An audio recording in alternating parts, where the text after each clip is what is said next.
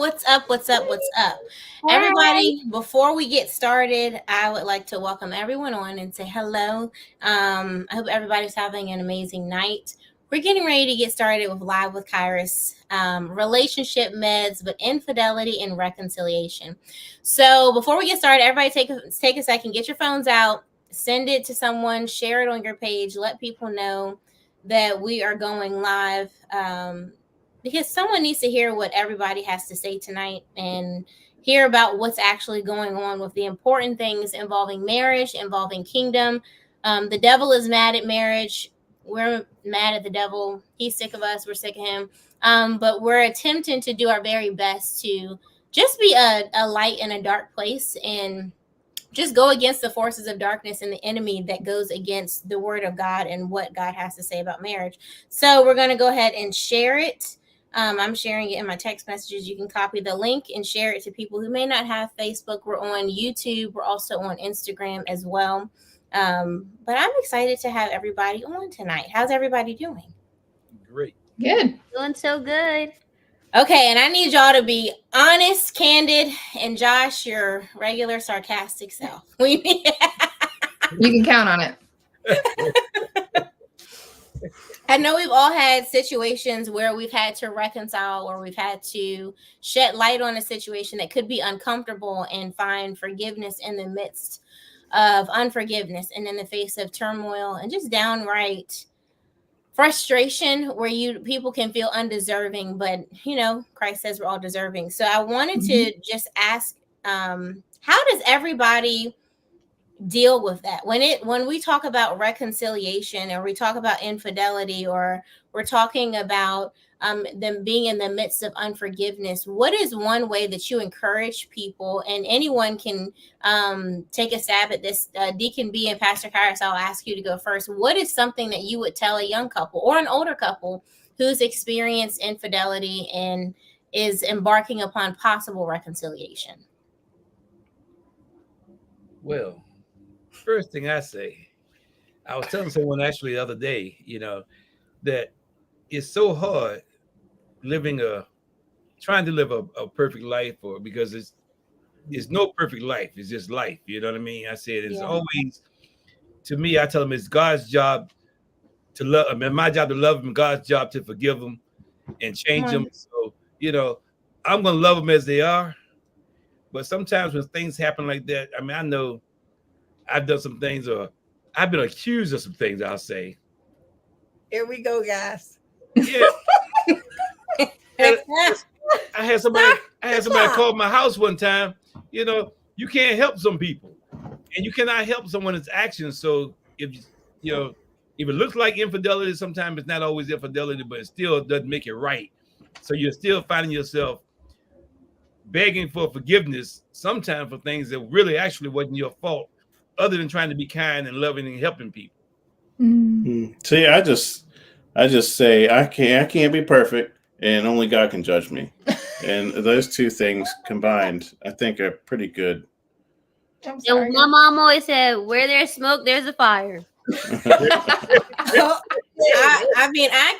trying to tell you, like a skunk. Stink like a skunk. It's a skunk. So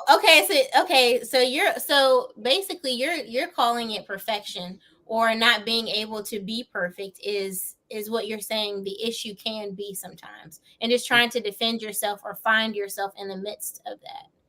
Exactly, because I mean everyone knows me. I'm a loving, caring type of guy, and I know God's greatest commandment is love, and I tell some other that I love God's people, but I gotta see them for who they are. Yeah. But sometimes you can't see people for who they are until you're in a situation calling yourself being kind and courteous, like somewhere else. I mean, I'm just trying to love everybody. Exactly. I have told people before, yes, I'm married. Yes, are you married? I said, yes, I'm married. That should just nip it all in the bud right there.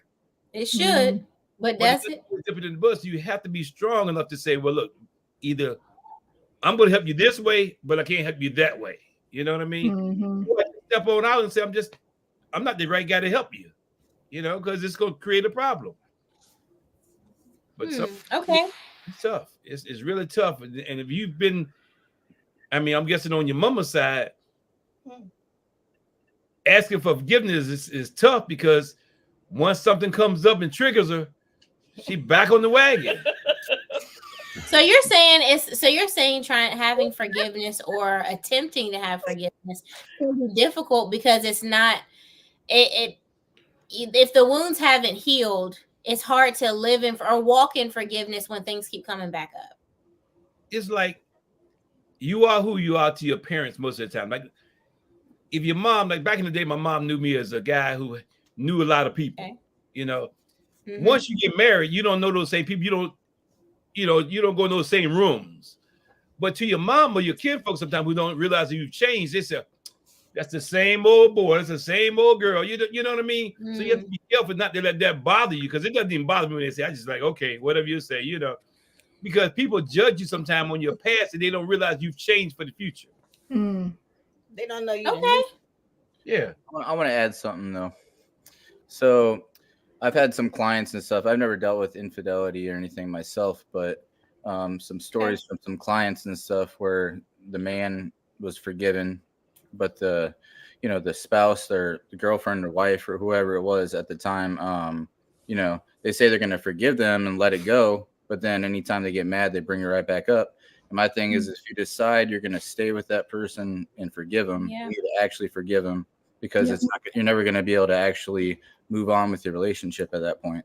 So, I mean, I think with that though, I think it comes with the territory, because you're not just the person that got cheated on is not just healed in a day. Now, if they're bringing it up like months or years later and stuff, then okay. But I think there's some of that you got to just eat until that person gets over it, because you can't just look, well, if you're going to be with me and I said sorry, then you need to dead the conversation, because cheating it's too well thought out for me that you thought about where you're going to take that person. You Googled places that were 5-star restaurants to wine and dine that person. So you roam one building a day. So you did all this stuff with this person, and then you're expecting the other person that got cheated on just to be like, all right, well, you admitted forgetting and quit it or whatever, but still the pain is still there. It's like I think I had somebody tell me, like, asking for forgiveness and saying sorry is like breaking a plate. You can say sorry, I broke the plate.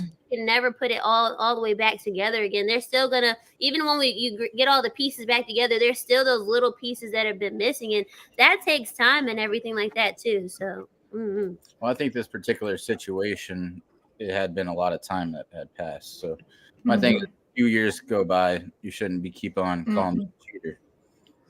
You can't tell me that Indy wouldn't expect them to get over it and shut up and stop talking about it anymore. Yeah, I do. But I said what I said. Yeah. Indy's saying she could talk about it, but Brian better not be talking about it. I don't want to hear it no more.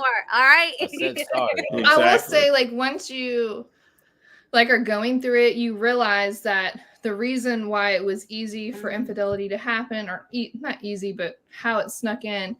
And this is going to sound cheesy, but we all have love tanks. Okay. Like, we have a tank, and it can be in the negatives.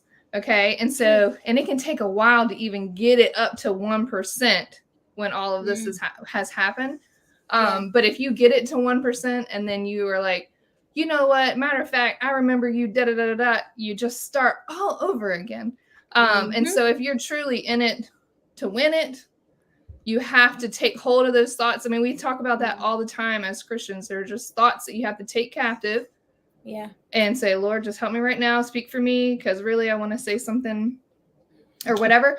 But it's also, it's more helpful for, when we talk about forgiving, the forgiveness part is for you. You'll never get to that to the actual healing if you continuously. Now, you're right. The next day you ain't okay. Okay, not even the next month. It's a solid year of like working through stuff, but it isn't. I agree with Brian. You just cannot continue to bring it up, on both sides. It's just not. It doesn't help anything. It hurts everybody. You're starting from scratch again, and you've made your way to somewhere, and I don't recommend that. But I want to. Oh, go ahead. And Deacon B. Pastor Terry Benjamin said hello, so he wanted me to let you know he said hello, and he's rooting for all the men on the show tonight. Deacon B. said, "Oh, go ahead." So to me, be it male or female, whoever was the hurt party, there comes a point in time you can't like Belu said, you cannot keep bashing them, because it comes a point in time in my life. Back then, when your mom would try to bash me, I'll get to the point like, hey, for one, I'm a quick to forgive person. Your mom can hold a grudge like she holding $5. I mean, she can hold it forever. It doesn't ever get heavy to her. But to me, I'm like, I'm ready to move on, keep on going. So what I'm saying is, you're the offender. No, I'm not the offender. I'm not the offender. I'm the accused. So that's why. Okay. Well, anyway, if you are the accused. Okay. I was worried that hot sauce wasn't on here tonight, but this is working out great. So. You have She's the original hot sauce. You really have to, if you've done something wrong to wrong someone, you really have to, like in say, eat crow for a little while and do your best to make that person feel and knows that you're there secure in the relationship and you're there for them. Yeah. But sometimes, I say about your mom, I get to the point I'm saying, hey, I'm not even gonna talk about it no more. So you want to talk about it, because I can't keep going there, because it's never gonna get better. Because you can discuss it. You know how people are. The same story can go from here to Josh and Rachel to Belu and then to Bree, and it's unchanged. Mm-hmm. So it ain't gonna change. So what I tell her, I said, look, the same thing I told you a month ago applies today. I don't even go into the conversation. Because he don't remember what he told He don't remember what he told y'all a month ago. He said, don't bring it back up, because we're trying to move on. He said, are you going to believe what I tell you, or are you going to believe what you saw, or what I tell you? What were you going to say? I was hugging somebody in the mall one day that was actually my cousin, and your mama heard that I was hugging a lady. Okay, but you have a lot of cousins, and they're not all really family, because so we've been told, oh, this is Uncle so-and-so. For real, we weren't even related to I was like 21. I'm like 25 years old, and I didn't know Uncle so-and-so want my uncle. So I don't really know. But we're not here to judge and pass judgment and tear up anybody's happy home. But like Samantha said, transparency it's helping everybody. And it's also true. But you can... Our cousin Ryan said this feels like a 3 against 1. It's not. This is just, it is what it is. But in all honesty, Josh, what were you getting ready to say when it comes to the forgiveness or reconciliation or moving past something? I don't know. I think I might have been bringing up the whole fact that this conversation sounds a lot like one person was just totally innocent. Oh, la, la, la, I'm doing everything great. And then someone else does something. I said, but it ain't ever like that. It ain't ever like that. The other person usually leads them right up to it. You can't take me up to the you can't take me up to the Rolex store and then show me all the Rolex watches and then you get mad because I buy one. I mean, and you can't have just one watch. This is a great analogy. I'm glad I'm here tonight. I'm glad you're here as well. But I think so. Are you saying that there are some? Are you saying that there are some situations that the opposite party can put one in to make them more vulnerable or susceptible? And I think where I was going with it was a month later.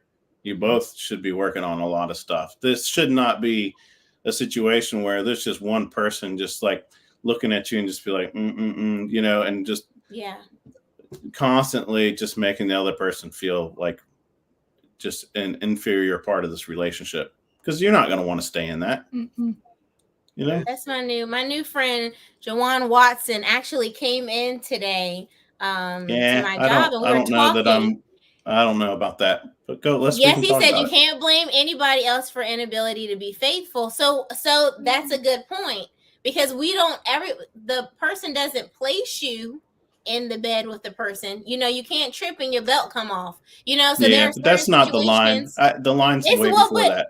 Right, and that's a good point. And I think there's some people who don't consider that it started way before you get to the place of being physically involved. No, it's Well, true. Hear him breathe there. He's like, I know, but I No, think, but I'm I'll glad tell you you're this. saying that, Josh. It is Because funny. it's true. People don't consider that there are things that lead up to it. Just like you Don't make me prepare sound for bad. but you prepare for game day. Yeah. And you've been at practice the entire time because game day is coming. And so not that you've necessarily been intentional, but there have been events that have led up to certain things. And then when the playoffs come, everybody's like, well, how did we get here? How did, you season the steak and now it's time to cook it. How did we get here? You put the steak in somebody else's kitchen. There, like I've heard older people say, when they're married or if they're traveling couples, you don't send your spouse outside hungry. So you have food at home, you've had cupcakes, you've had cake, you've had the absolute best. So when someone else flaunts something in front of you, you're not so vulnerable to it because I've already had the desserts, I've already had my fill. I'm not as hungry as you think I am. I'm not as thirsty as you think I am. And you send people out full. Something happened with Indy and Brian. Are you okay over there? Blink once if Josh, okay, so Josh, when you're saying that the line is before that, what does that look like? It's so different for every relationship. I think if it was such a easy and clear-cut situation, it'd be so much easier to know how to get through it. But relationships are hard, and it's a lot of both people, and there's just a lot to it. And I feel like one-liners, there's no one-liner that fixes it. There's not a one-line answer to any. What's an example where the line where it starts? Give us an example of how it can start off to go downhill. What's a quick example? I do.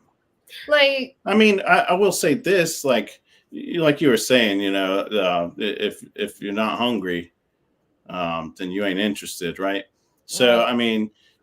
If you're being starved at home, that's not good. We have in a relationship, you have obligations and fulfillments that you're supposed to meet in that relationship. So if you're not satisfied at nighttime, sometimes in the day, he's saying you have to satisfy your spouse, and it's not always far beyond the physical. But I was going to say it's not even just physical. A lot of times it's, and to me, I feel like it starts even before you're married, right? Yeah. So one thing that I learned in our trials and tribulations was the role models that I had for wives. Love them all, but I didn't actually learn how to be the wife that Josh needed, right? So I found myself being very motherly, okay? Like just making food, washing his clothes, whatever Josh did, I was going to do. Like I just wasn't myself. And so anytime I'm mentoring others that are about to get married, I'm like, make sure you still have your individual things that you do. That's the reason your mate fell in love with you, right? It wasn't because you were them. It was because you had these things that you brought to the relationship. And it's easy to forget those because you just love the other person so much and you just start doing all those things. And then you're not communicating it. So you don't know that you're doing wrong, right? Like I didn't know that this wasn't what he wanted or whatever. So you got to be able to still fit in your favorite jeans. Those jeans that had the little cut under the cheek. You need to be able to put those on from time to time. Oh. So I got 3 kids. Okay. But it can start when you were asking for where the line is. The line can be crossed by an email. The line can be crossed by someone just saying, picking up on something you did good on your job. Yeah. Or you said a witty comment that they had never heard before. Right. And okay. And then that is like Gatorade to a parched person, right? They're like, I just been waiting for somebody to realize that about me. Affirmation. Right. So affirmation, appreciation, or really sometimes men like their ego stroked. We don't always agree with it, but it's all the time. It's all the time. Okay, all the time. They like their ego stroked, and it's the facts. It's the facts of life. And so while it sounds terrible to say, and present day in the feminist movement or whatever it is, that's like it could be a downfall, or you're never gonna blah blah blah. You always have to, but you know what your spouse likes and what works for your marriage works for your marriage. So you have to be so careful not to give your ear to the lonely, attempting to keep companionship and to keep your marriage. So there's certain things, you can't hang out with certain people and listen to certain people, because you'll be in their group sooner or later. You won't be able to lead the pack and bring people out. You'll be regressing and going backwards. I thought Deacon B had raised his hand. And so when we were talking about the cupcakes in the store. He just wanted a cupcake. That's all that was. Hold on, let me say something. He wasn't listening, and he heard cupcake, and he thought we were talking about Nick's. I think honestly, you do have to be on guard all the time, because just putting on the full armor of God on, because you have to know your own weaknesses, because the enemy has studied you. So if you know that you like to be complimented and all that kind of stuff, you have to really be on guard to be like, and check yourself daily, because it's easy to see somebody as brand new. Like if you see somebody walking, you're like, oh my gosh, that's they said something great to me, but it's like, yeah, they're great, but I don't live with them and I don't see them on a regular. So that's why it's so refreshing to me, because I don't have to do life with them. But then I'm like, if I live with them, maybe they would get on my nerves or something like that. Or everybody gets used to them. When I found out that Halle Berry got cheated on, I was like, oh, well, it's anybody can. I'm just like, you don't. And J-Lo. Right. They're probably awful to live with. Yeah, honestly, but at the end of the day, people get I'm just saying, it's true. People get used to your gifting. You're not J-Lo. Right, but people get used to your gifting. And somebody get Josh. Somebody get Josh, please. Yeah. You know what? You're not J-Lo Rachel. You're Rachel Allman, okay? Yeah. You ain't got your last name on your man with the good hair. I know what you're saying, Indy, though. You know. Yeah. But I wish I would have been. But when you get married when you're young, thirsty, it's different. When you're thirsting for something, that's different. But if you haven't had people telling you this beforehand, which is why something like this is really important to people who are about to be married or just starting out or what have you, like it would have been nice to have these kind of like things in here when the opportunities presented themselves. But how do you stop someone from being thirsty if it's deeper than you? If you're constantly pouring, and this is for men and women. Pastor Kairos told me I was dating this guy. She said it's not going to work. He wanted to marry me, and she said you're going to cheat on him. You cannot date this guy because you don't respect him. He's not enough for whatever God has called you to. This, and this, and so there's something that's in me, something that God has called me to that needs a special person. What do you do when you have your special person, but then there's still a void that only God can fill? How do you handle that? Because what if you've gotten all the cupcakes? You got cavities. You got so many sweets. Okay. You getting the cake, eating it too, and ice cream on the side. You're getting everything that you need. How can you combat that in marriage? Because sometimes it's deeper than your spouse saying you look good, or, oh, that was amazing yesterday what you did. I like the new trick, or thank you so much for cleaning that up. I didn't mean to leave it. Thanks for watching the kids today. How do you combat the deeper rooted things and still reconcile and realizing it's not always you? Because we are also talking about reconciliation. So how do we get to that when everything else has seemed to have been supplied? How can you forgive and kind of get over and maneuver or sustain yourself in areas where you know that it's not your spouse that's not enough? All right. Go ahead, Deacon. That's me. I mean, first of all, I'm gonna go 1 second back to what I said earlier, and I really feel, and it's probably wrong, but I used to tell your mom, I said, we used to talk about relationship problems. I said, there are some women that can run a good man in the street. I deeply feel that, because some people are absolutely trying all they can, and all the woman wants to do is sit there and take and give orders and not necessarily be a companion. You know what I mean? So they can. But to your other points you just made, with me, I think when you're gonna be in a relationship for a long haul, you have to realize that things change, people change, and my wife is still beautiful. But I also look at the picture on the wall when we got married. I said, "Whoa, that's why I was in Busch Gardens. That's who I found in Busch Gardens." So sometimes you got to look back and realize that we've all changed. I don't have the same muscles I used to have. You know what I mean? So she's still with me. She's still loving me. So you just have to realize that you do have enough in that person. And even though the grass looks green on the other side, it probably is green, but you got to cut it twice as much. Like Josh said, J-Lo, them, you're going to have a whole lot of maintenance. I'm not up for all that maintenance. I'm going to still deal with my fine wife right here. She's got a bad attitude most of the time, but she's still my wife. I'm in here. So we have some. When you make a commitment, you have to stick to your commitment. Unless there's seasons change and people change. Sometimes you go through the change together and sometimes you don't, and that can be harder. I got something to say though.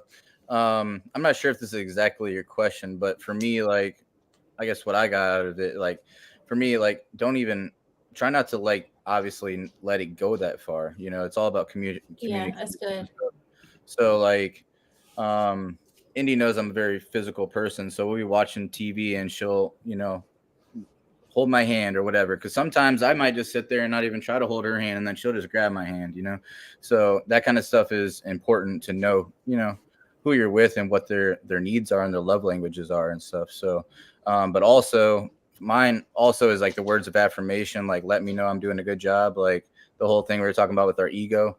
Like I'll be cutting grass with Indy's dad all day and I'll be like, I worked hard today or something. She'll say, thanks for helping my dad before I even got to say anything, and just make sure that she knows that I'm working hard, So, Ruby does that. Ruby's very good at she learned that from me. Compliments, and she did not learn that from you. I don't know where she learned it, but it's really cute to see. And I told you before we got on here to not make me something. Stop pinching my leg. You can't be fighting backstage. To what you asked though, like when you're trying to get past it and you're like working towards reconciliation, something, for us is that even though it was really hard in that beginning, we knew that through all the mountains in life, we really wanted to do that together. Like we didn't want to find someone else. Like, even though it really sucked what happened, we wanted to do life together. We were constantly trying to figure out how do we stay connected, but not, and nothing made sense, so we had to decide to really, if we were going to do this, we were going all in because we wanted to do life, right? Yeah. So you're saying and I want to read some of the comments too, but Rachel, that's a good point because you're looking at the finish line and the end goal, and you're keeping the main thing in the midst of all the distractions that the enemy throws, and sometimes we fall into, and we give him room because we do. And that one night can turn into months and years of turmoil. So we just have to be, careful. And I think that's very insightful. Yeah. I think one night would be easier than usually how a lot of these things work out. It takes a long time come on, Josh, to get to that point, and it takes a while to get through it and get past it and comfortably behind it where you don't really think about it anymore. That's good. If we're talking about one night stands, I think there's a lot of different variables involved at that point. But when you're talking about long-term deficiencies in a relationship that lead people apart and turn people into different people, and then things happen that hurt each other, but you have a long-established relationship that and you don't want to lose that. So that's part of what gives you something to hold on to and something to work towards. All that. I don't know where I was going with it, but no, but that's good. It's more than just there's so much to it. There's a lot of layers to the onion. Yeah, and you're saying it's just really, you're basically saying it's not worth it. And that it takes so much longer to get over than it does sometimes when you're thinking it's just so quick, whatever, or, oh, this is just a quick relief. It brings a long life, possibly, of grief. So that was a rhyme. But But I appreciate that, and I appreciate your transparency, Rachel and Josh and Deacon B and Pastor Kyrus. To you, when you were talking about J-Lo and Hallie, Rich Sessom said, I will be honest, both parties have to know each other and what each other needs. J-Lo and Hallie got cheated on because the entertainment world is very different. Trust, I've been around it, and it's way more I want to say, but I will keep it church. We know some people in the entertainment business, and yes, you are right, Rich. It is way more than we have seen, and more than I would like to see. Sam said, hi Sam, we miss you. She said, often men are more friendly than us and women, and we'll take flirting, and it's often not. But if that woman starts spitting what he wants to hear or is not hearing at home, then it turns into a problem. The men may seek her out again just to have her say things he wants to hear. Okay, and then Sheila, hi Sheila girl. Truth, yes, I was waiting for Andy to sing. Truth, communication is key. Being able to tell your partner what you need. Some people need counseling because it's deeper than the relationship and it's a personal issue, something they have seen in their past, and that's really good. And Jawan was saying, you'll always yearn for more, and your spouse can't fulfill what your spouse can't fulfill, but they can compliment you and feed the beast, and it grows stronger, and the energy flows where the attention goes. The energy flows where the attention goes. Okay. But okay, so I have a question then. How many of us on here are vindictive people and want to get our get back? When something happens, that's interesting. I mean, I guess I would say no. However, what if the person is doing things to get a reaction from you or to get your attention? Because maybe that's a thing that's happened. But is it a justify? Are you saying? No, it's not justified. I mean, of course. Well, right. I know. I don't believe you're trying to really seriously justify it. But you're saying, what if that's part of the plan of action to make things better, but it makes things worse? Well, Rachel, yeah. what I don't did you even just say, know. Rachel? I don't even know if it's that thought that far forward, you know. But one thing in our journey that Josh had said to me early on that was confirmation for him was how I was not vindictive, and I showed grace, and that. You know, it's funny because there's a lot to this whole story, but it feels very one-sided. No, it doesn't. Yeah, Rachel has been honest and said it wasn't one-sided, so we're all clear on that. She's been very honest multiple occasions. Y'all about to see some hands up here. I'm just saying, like, if you really want to get a breakdown from us, you need like a 12-part series. There's a lot.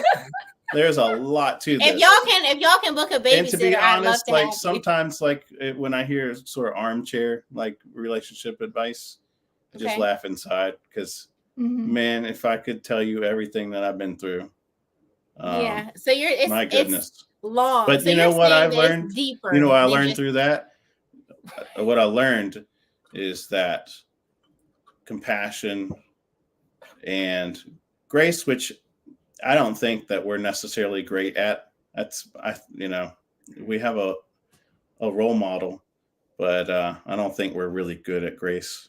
That's a really tough thing to do. I don't know if people have it naturally, especially if it's something that really hurt you. You know, like let's talk about something that cuts deep, and then show me your grace. You know, I don't think that's a supernatural thing, but compassion and patience and understanding. And more patience, and time and more patience, and I think there's a lot of that involved. So much of that involved. So with that, okay, I'm going to go to Pastor Kyrus and Deacon B. When they're talking about grace that's natural or unnatural, when it comes to reconciliation and get back. Juwan said, if she cheats on me, we're in an open relationship until I get my revenge.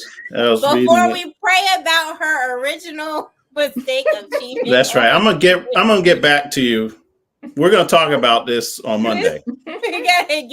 we gotta have some get back. So what is that? So Pastor Kyrus, and Deacon B, how would y'all really counsel someone or give someone some advice who's like, oh no, I gotta get my get back. I'm getting my lick back. You had a good time. I'm gonna go out and have a good time, and you better not say nothing about it. Well, how do you handle that? Well, we always say 2 wrongs don't make it right. I can't say that I would encourage somebody to get a get back, but some people are built that way, that's what they think. Well, but they think that that's going to make them feel better, and it doesn't. They think, well, if I cheat because they cheat, then I'm going to feel better. Now we're even, and it doesn't make you feel any better. You were able to do the act that you did, so you might feel good. Okay, you did, I did, but there's still a lot of wounding and a lot of brokenness and a lot of hurt with it. So it's an awful threat too, a really, really awful threat. But what if it's been made a promise? So Pastor Kairos, come on, I need to hear the truth. What'd you go say? What if somebody told me they did do it? Or they're on their way. What if they call you and they're like, I'm on my way out on this date, and the end result is going to be candles lit and rose petals? What do you say to someone who already has the intention? I honestly would tell them that they're not going to feel any better doing it, and I would encourage them not to do it. But just because that person did what they did, now you're going to have to go through forgiveness for your own self. You're going to have to go through so much stuff and so much regret about what you did, even though you did it, and now we're even now, which sounds good, sounds really good. Now I did it to you, but at the same time, you're going to sit here and you're going to have some regret because you did it intentionally, whereas I don't know what the person did it for and all the reasons. Like Josh said, it's an onion. It's plenty of reasons why people do what they do. So you're going to get back. You're still going to feel bad. You're still going to feel like crap afterwards because that person cheated on you, and you're not going to be able to forget it. And it's going to come up all the time. No one enters a relationship intending on cheating. Nobody. Yeah. Well, this person. But some of y'all get pushed. Some people, I'm not going to say some of y'all. There are people who get pushed into a relationship or time. You've been with someone and you didn't put a title on it, but somehow y'all just end up together. And like Pastor Kairos and Deacon B, Pastor Kairos will say, or you ask Deacon B, and somehow he just ended up at the Justice of the Peace. And he wasn't trying to get there himself, but the car broke down, the wind came, a storm came, it was an earthquake. I mean, Jesus sent a boat, a plane, a helicopter, and he really had to swim the Atlantic, but they still somehow made it. And he can't swim. True. That was really true. But the truth of the matter is, now that I'm older, I realize that it was really just the devil knowing what kind of kids I would have and raise them to be God-fearing that was trying to keep us apart. And I'm thinking, boy, you don't want to know what I'm thinking. I was thinking back then. But I was thinking, no way we should be together. You weren't thinking it. You said it. You were like, hey, we shouldn't be getting married. Don't you see all this stuff that's happening? I said, no, I don't see nothing. It's a sunshiny day. And what are you doing tomorrow? And I went on down the road.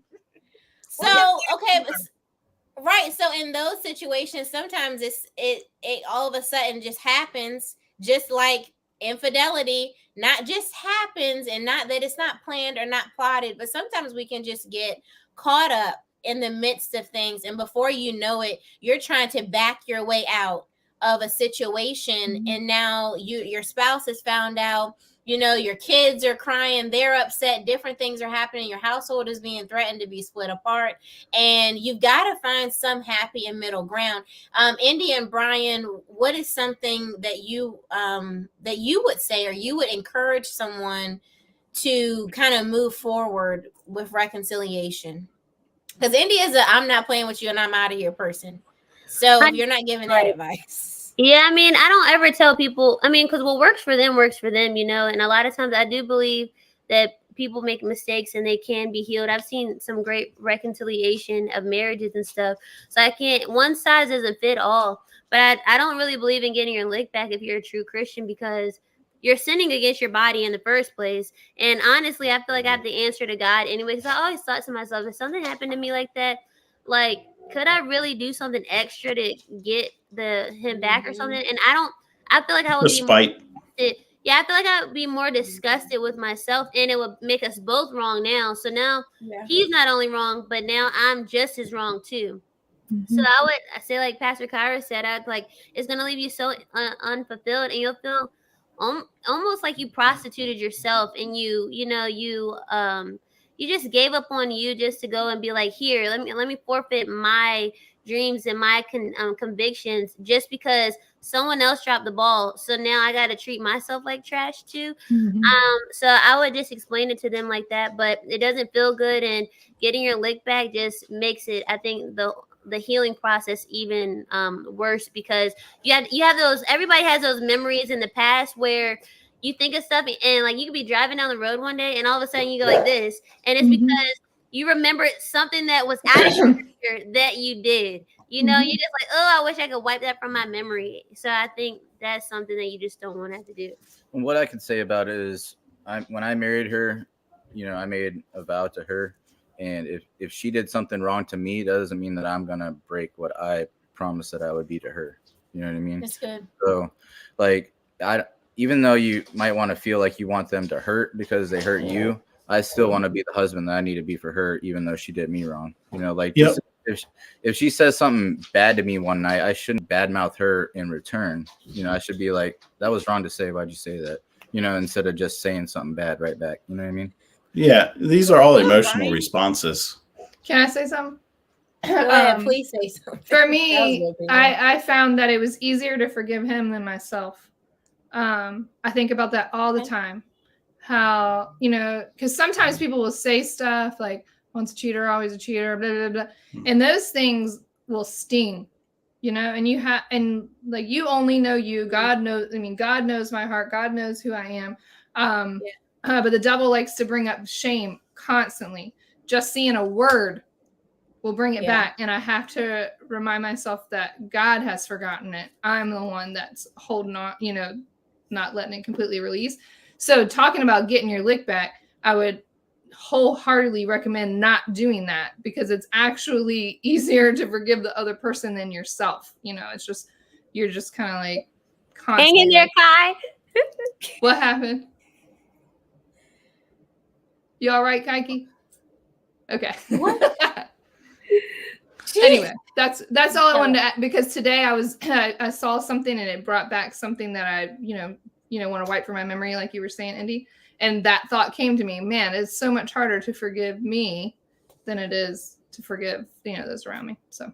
And Pastor Delk said, getting a lick back is immaturity and a lack of trust in God. And that's good, because you can trust the Lord to handle situations and to be a vindicator. And so in the attempt to get your lick back or get your revenge, you are standing in the place of God, trying to make the other person pay.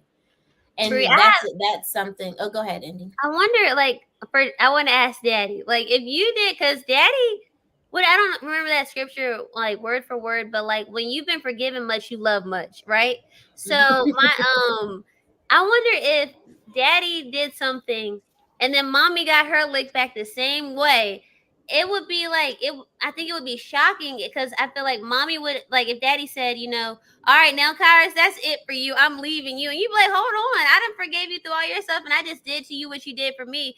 And now that person is deciding to leave. They can't handle what was done back to them. They can dish it out, but they can't take it. But can't take it. So if Mommy got her lick back on you, you did the same to her, would you if a man called the house? Yeah, If she was hugging her cousin at the mall you never met at the family reunion. Okay. Well, I'm gonna forgive her, but she gonna be my slave. What's her song is? Stay around. She gonna be the slave. He likes that Britney Spears song, "Slave." Yeah, she want me to stay around. Nah, shoot. I'm just saying. I mean, I would definitely forgive her, because I would have to believe her, because I know your mama. She's more like me than because once she lied, she is not gonna change it. So there's no need me continuing to ask her. It's the truth. I don't want to keep asking her and getting upset, because I know she's not going to change. He's got a list. He's just waiting to get to heaven to get the real answers on, man. I'm trying to tell you, John. He's got a list 40 years long now. Today, and she was still alive. Yeah. I'm not going to say she's going to lie. I feel she's lying. So in order to maintain a relationship, you have to just don't ask and keep on moving, because she's with me now, and I can't go by what happened back then. Even though it comes, like Rachel said, it comes to your mind. And I'd be, God dog, I know she lying, but I can't lying. So I just really actually chalk it up and say, well, I don't like I tell Indy, I don't know how many lies it take to get to hell. So I'm not gonna ask you the question because I don't want you to have to lie. I can't. I'm thinking though, Daddy, you always said it's different when a woman cheats than a man. It just hits and that's so true, Indy, because that's what I was when we were having the all guys show, and I was saying that another car has been parked in your garage, and me eating the taco, and y'all's picking the blankets now have been changed out. I'm being honest because men are very territorial. And so, and not that women aren't, but it's natural to an alpha male for sure. And we all of the men on this panel tonight and last week are men's men. They're protecting their household, their women, and she belongs to me, and whatever she has belongs to me too. And so, when you think about that, how do you handle the lick back, Josh? What would be your response? Not in the past, but let's say it's present. Let's say present day. How is Josh present day right now? If this came out on the show that happened, how would you handle that right now? I feel like he'd get up and walk off. First, I feel like he smacked Rachel on the back of the forehead, maybe, but how would you handle it, Josh? Yeah, I mean, I'd really have to understand the circumstances, because then I'd kind of know what it was all about. Okay. But that's very mature.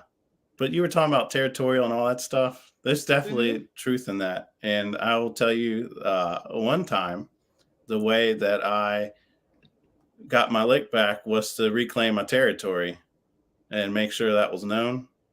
So, I mean, that can come in a lot of different ways. And that might have been something that she was searching for anyway, like maybe so this that is was where the the attention. response So something she was trying done. to elicit. I don't know. This is getting the attention. This is something you feel was done to get this person's attention. Oh, well, now you got it. You sure you wanted? You sure you wanted it? Now you got it. Yeah. So you could get all bent out of shape about it, or you could reclaim it. Okay, so there's a biblical way, so there's a challenge. But whoever pees on the tree last owns the tree. Or whoever slave you are, there's no other master. All right. Burn said something. Whoever's meat, Burn said whatever she was talking about last week. One of the most, right. Okay. One of the most, whatever I'm trying to say tonight, talking about the devil knew the 3 kids he was going to have. Sometimes the devil knows more about our lives than we do. And he knows like the legacy that's coming, and he's trying to annihilate that. And so the issues that Josh and I went through were before children. And so I think about that all the time, about how those 3 precious babies might not have happened, right? If we would have, and he tried. And that's where God really gets the glory with us, because, so many people, you can say all you want. That'd never be me. I'll never do that. Blah, blah, blah, blah. Say all you want. Yeah. Okay. Come on. We said that too. Yeah. And it will come. It comes. Oh yeah. I think wolf in sheep's clothing. Okay. It's crazy. I think if you say that, or in lingerie, you haven't been far enough down that road. And sometimes you're in a hole and you don't even realize it. And then all of a sudden you're like, oh, wow, where did we get here? So anyway, realizing all of that, and then now seeing our faith-filled kids, and even though they're not as old as yours, Bern, I think about yours all the time when I think about mine and the call that's on their life. Like I feel like I'm seeing it in your kids and how mine, will be. So remember that. Yeah, and you know what? In the question that you asked me, I wouldn't leave. I wouldn't run away. I'd be mad. I'd probably be more direct about some things, but I would probably try to whip her back in shape, because I mean, like at this point, why give up now? We should have gave up a long time ago. It'd been a lot easier. Mm-hmm. Yeah, that's true. The other thing is, it's like when you think if something happens to you that's really traumatic, that you can just up and roll out. But that person is really your friend, and you talk so much, you're around them so much, and you see them so much, you really miss them, even though they made you mad. Sure. And being beside them gonna make you miserable, but you'd rather be miserable with them than your mama be somewhere else. Like we get mad, like I said, Ding, ding, ding, ding. she get That's mad. why we were still together. Yeah, she get mad. She go sleep on the couch. I'm on the couch too, pushing off. But ain't big enough. You gotta push her off the couch. Okay, No, who was there first? No, but I push you off because she gonna say it's not too big, it's not big enough. Then we're gonna end up in the bed. Oh, so you gotta agitate that You gotta demon. have a Okay. strategy. Yes, Have a strategy. you gotta have a Love it. strategy. That's what she want to do. I think that's so true, Dave, because sometimes it's so easy to give advice to be like, leave that person or you deserve better, but Yes, you're used to that toxic person, or on. you like, but that's my trouble, so and so. You know, I'm used to that, and so it's like a lot of times, you're. It's hard to leave somebody and see that the grass will be greener if the Lord provides you with someone else, because you've been in toxic relationships so long, you don't know what it feels like to be normal. I don't think everybody should stay together. There are certain circumstances, like if someone's really getting abused or whatever, they don't know how to leave that person. They're like, well, I can handle it. And I'm like, no, you ain't been handling it like you think you've been handling it. Mhm. You know, you think you're functioning like you are, but on the outside you look terrible and you're sick all the time. You know? And I think that's when someone needs to leave. But every situation is different, because sometimes I'm like, you can handle that person or whatever. You're just like, that's my type of crazy too, you know. So Yes. it depends. But I do think that if you end up staying, that something has to be done. There's you got to draw a line in the sand. Yeah. Something has got to happen where this thing changes. If I am taking you back and you're going to do better, and I'm not going to have to be worried about where you are, who you talking to, then there needs to be some type of change. Where are you going to go to counseling? Are we going to go talk to somebody? What are you going to do to let me know that I'm secure and that I don't have to worry about you every time you walk out the door, every time the phone rings, or whatever, you know? So something still has to be done. So I can see you telling somebody to stay somewhere, but what are we going to do different? Are we going to do something different? What changes are going to be made? Because that's what I would need to know. A new marriage, like you have to form a new marriage at that point. You could get pregnant. That worked. No, I think that was where I worked for Rachel and John. I don't know if that was the worked distraction for we all everybody. needed. No, Oh my And that gosh. was not immediate. You're making it sound like that's the only reason why we made it. That was not But immediate. no, it's not the only reason they that made was it. our We have destiny to raise a great family. No. Yeah. But I would say that something does have to be done. And just because of, well, whatever made the person cheat and the person that cheated, there's still something wrong with you too.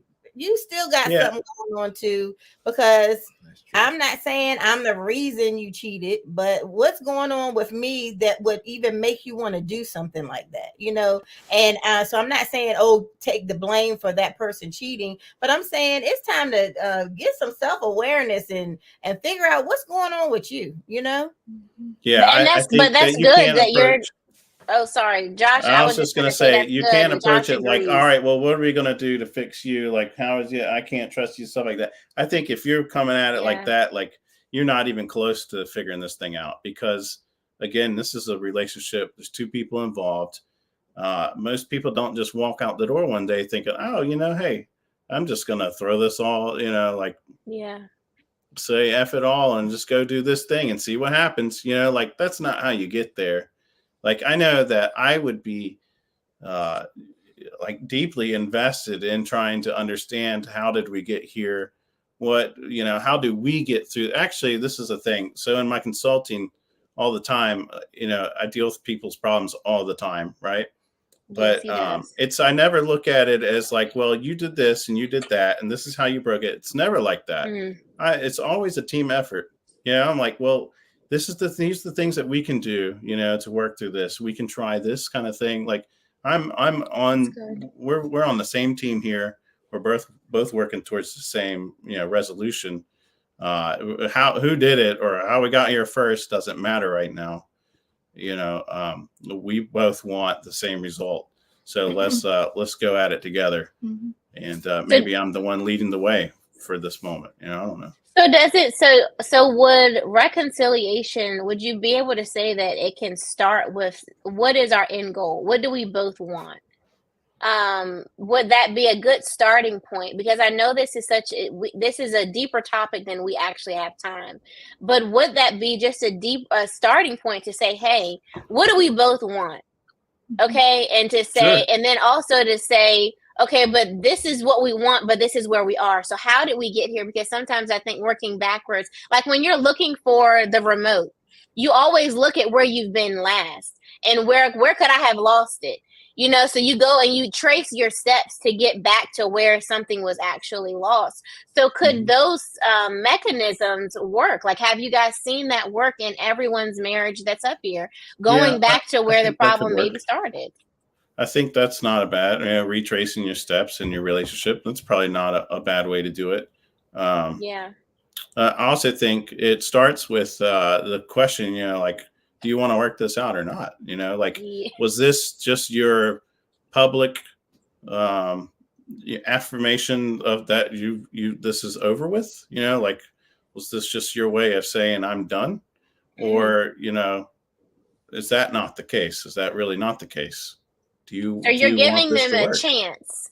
So this is also very humbling for the other person. And I would like to hear Pastor Kairos' thought on this too, because when someone has hurt you, that's very mature to be able to say, well, do you want this to work? Or like, were you just trying to leave? Because immediately you want to be like, get out.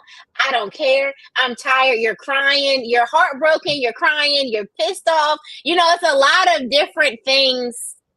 And I think that it's a huge ball of emotions. And so, Josh, I feel like that's a very appropriate and mature response. But can everyone on the panel say that's going to be your first thought, or do you guys need time to step away? No, kind of, thought.